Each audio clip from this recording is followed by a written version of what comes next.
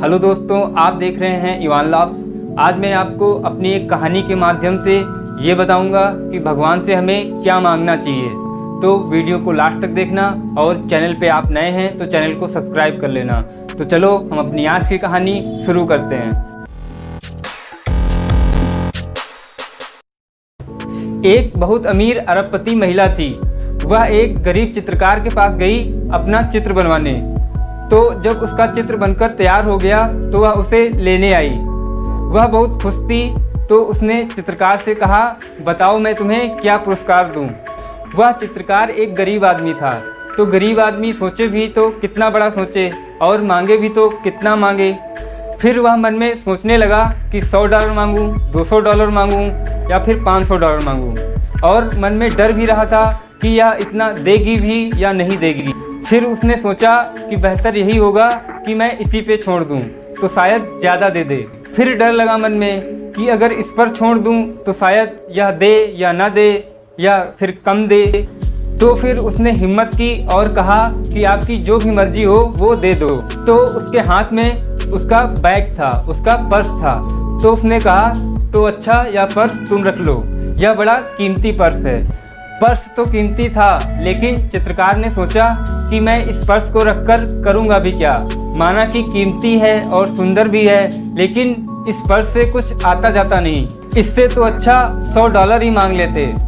तो उसने कहा कि नहीं नहीं, आपका पर्स मैं क्या करूँगा, आप हमें $100 ही दे दो। उस महिला ने कहा, तुम्हारी मर्जी। उसने जब अपना पर्स खोला तो उसमें $1,00,000 थे।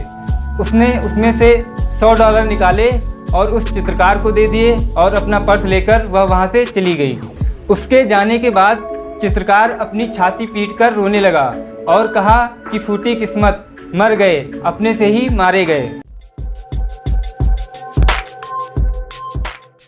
ये जो गरीब चित्रकार की कहानी है वो हम सब की कहानी है। हम सब भी जाते हैं भगवान के पास, या आप लोग जिस भी ईश्वर को मानते हो, और मांग करते हैं अपनी अपनी ज़रूरत के अनुसार, जैसे कि $100, $200 या फिर $500। और फिर डरते भी हैं कि भगवान इतना देगा भी या फिर नहीं देगा।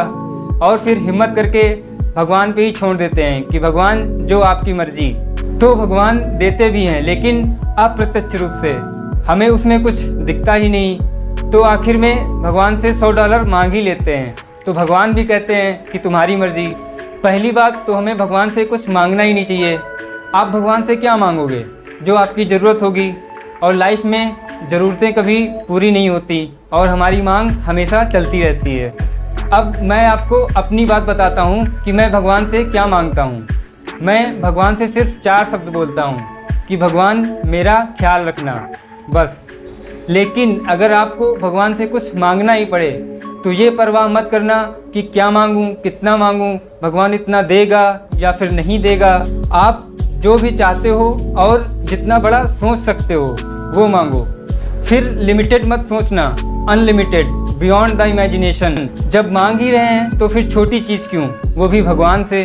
देने वाला जब भी देता देता छप्पड़ फाड़ के। तो आपको हमारी ये कहानी कैसी लगी हमें कमेंट करके ज़रूर बताना। वीडियो को लाइक करना, शेयर करना और चैनल को सब्सक्राइब करना। आज इतना ही, मिलते हैं आपको अपनी अगली कहानी में। जय हिंद।